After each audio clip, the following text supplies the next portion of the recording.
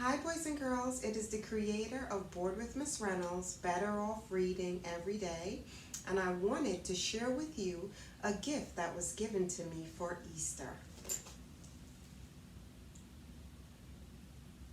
It is called the Peter Rabbit Gift Set, the classic edition board book with Peter Rabbit plush. On the back it says, experience the enchanting world of Beatrix Potter. Explore the world of Peter Rabbit with a soft and cuddly plush for everyone's favorite bunny. Inside this gift, you'll also find a sturdy board book edition of Beatrix Potter Classic Tale that features charming illustrations by the New York Times best-selling artist Charles Santor. Now you can bring the beloved story to life like never before with your very own plush. And you know how much I love plush. You know I love my stuffies, so this is the perfect gift for me. Now, let's open this baby up and get to work.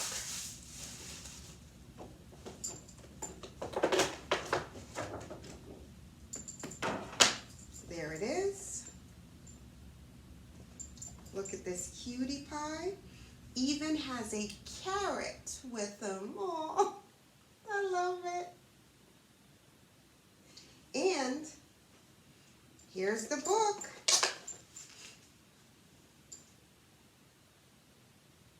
Now, I suppose at this stage, you have heard this book or read this book or had this book read to you. But today, it's special. It's a special gift that was given to me that I now want to gift to you. The classic tale. And it's board book style, so guess what? My niece will be able to hold this in her sweet little hands. Once upon a time, there were 4 little rabbits, and their names were Flopsy, Mopsy, Cottontail, and Peter. They lived with their mother in a sandbank underneath the root of a very big fir tree. Now, my dears, said old Mrs. Rabbit one morning, you may go into the field or down the lane, but don't go into Mr. McGregor's garden. Your father had an accident, dear. He was put in a pie by Mrs. McGregor. Now run along and don't get into mischief. I am going out.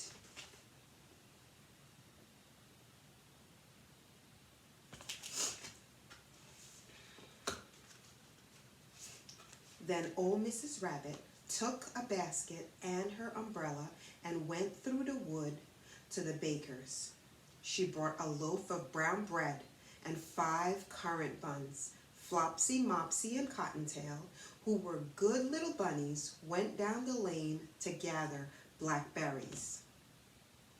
But Peter, who was very naughty, ran straight away to Mr. McGregor's garden and squeezed under the gate.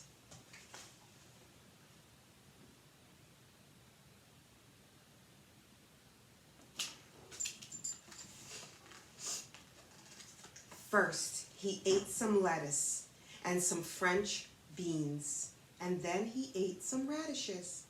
And then, feeling rather sick, he went to look for some parsley.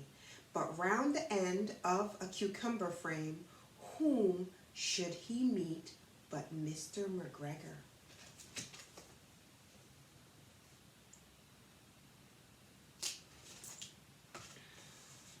Mr. McGregor was on his hands and knees, planting out young cabbages. But he jumped up and ran after Peter, waving a rake and calling out, "Stop, thief, stop!"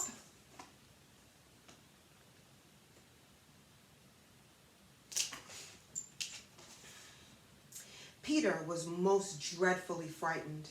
He rushed all over the garden, for he had forgotten the way back to the gate. He lost one of his shoes among the cabbages and the other shoe amongst the potatoes.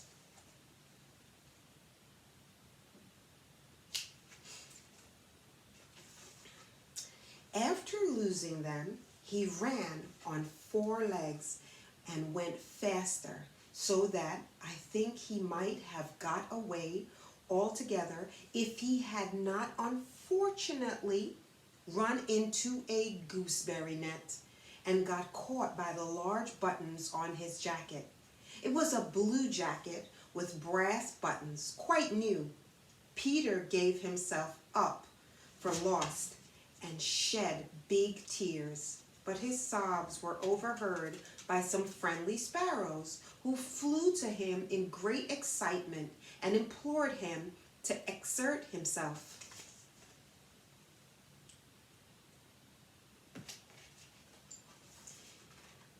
Mr. McGregor came up with a sieve, which he intended to pop upon the top of Peter, but Peter wriggled out just in time, leaving his jacket behind him, and rushed into the tool shed and jumped into a can. It would have been a beautiful thing to hide in if it had not so much water in it.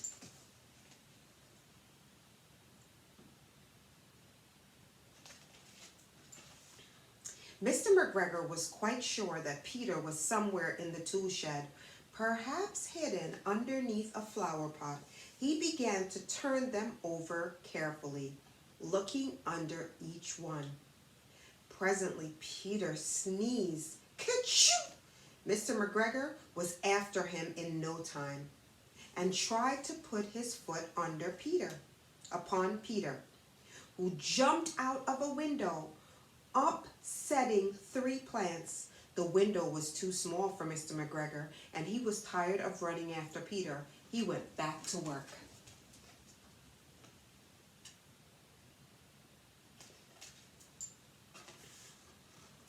Peter shut down the rest. He was out of breath and trembling with fright, and he had not the least idea which way to go. Also, he was very damp with sitting in that can. After a time, he began to wander about, going lippity-lippity, not very fast, and looking all around. He found a door in a wall, but it was locked, and there was no room for a fat little rabbit to squeeze underneath. An old mouse was running in and out over the stone doorstep, carrying peas and beans to her family in the wood. Peter asked her the way to the gate, but she had such a large pea in her mouth that she could not answer. She only shook her head at him. Peter began to cry.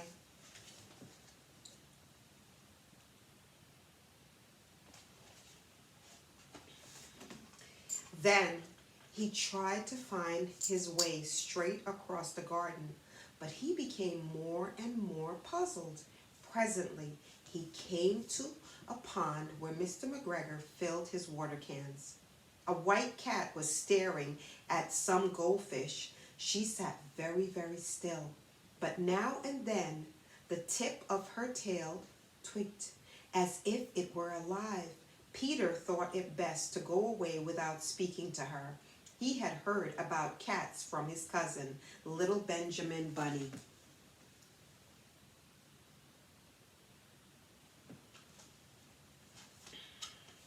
He ran back towards the tool shed, but suddenly, quite close to him, he heard the noise of a hoe scratched, scratched. Peter scuttled under the bushes. Presently, as nothing happened, he came out and climbed upon the wheelbarrow and peeped over. The first thing he saw was Mr. McGregor hoeing onions. His back was turned towards Peter, and beyond him was the gate. Peter got down very quietly off the wheelbarrow and started running as fast as he could along a straight walk behind some black currant bushes. Mr. McGregor caught sight of him at the corner, but Peter did not care. He slipped underneath the gate and was safe at last in the wood outside the garden. Mr. McGregor hung up the little jacket and the shoes for a scarecrow to frighten the blackbirds.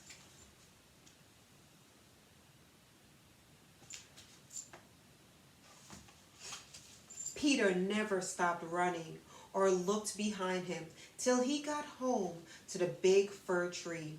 He was so tired that he flopped down upon the nice soft sand on the floor of the rabbit hole and shut his eyes. His mother was busy cooking. She wondered what he had done with his clothes. It was the second little jacket and pair of shoes that Peter had lost in a fortnight. I am sorry to say that Peter was not very well during the evening.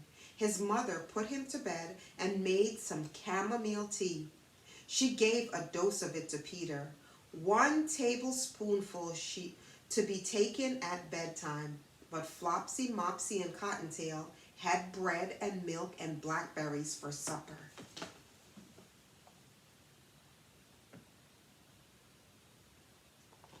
And that is the end of the classic tale of Peter Rabbit.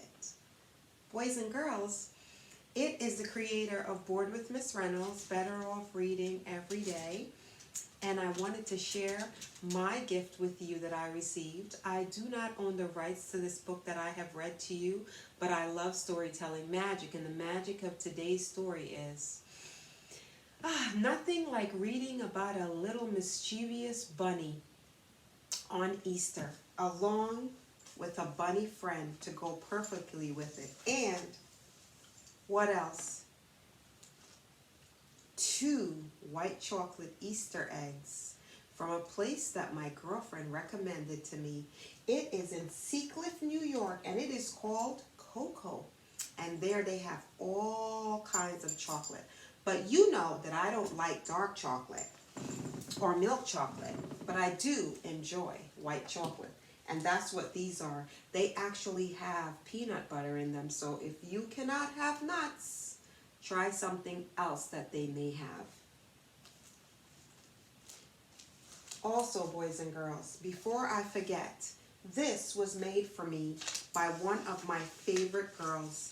She made this out of paper. I don't know if you can see it. She put 2 ears on there. It's the perfect little bunny. And she showed me that you can just hold it like that. She is quite the origami specialist, and she makes the cutest things for me. She's been one of my longest followers. We have board meetings. I have interviewed her. You have seen her with me. I read her a princess crown story for her birthday. She's a special girl to me, and I'm sending a special Easter wish out to you and yours, as well as to her from Bored.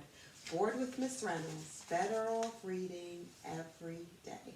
Here are my bunnies right here, and my bunny here, and I am going to get right into this. You know, I have to taste something just for you.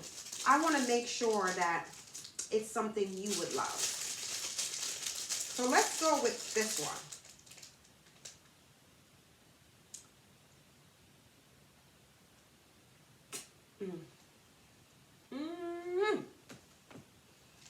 You know it's good when it makes you dance.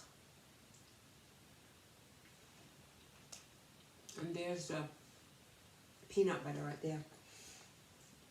I wish you could smell it. The smell coming off of this thing is absolutely amazing. Boys and girls, I'm going to save this for later, as I have some more readings to do. And I am going to go ahead and go set up and catch up with you another time. And just remember, I never miss an opportunity to read with friends or to share friends with you, because that's what it's all about. Sharing a little knowledge, making you laugh your bums off, and making you think about all the times and all the things that make you feel love by giving love and spreading love. I love you, and I'll see you again really, really soon. Bye. Mwah. Peter, we have some more books to read. Our day is not done.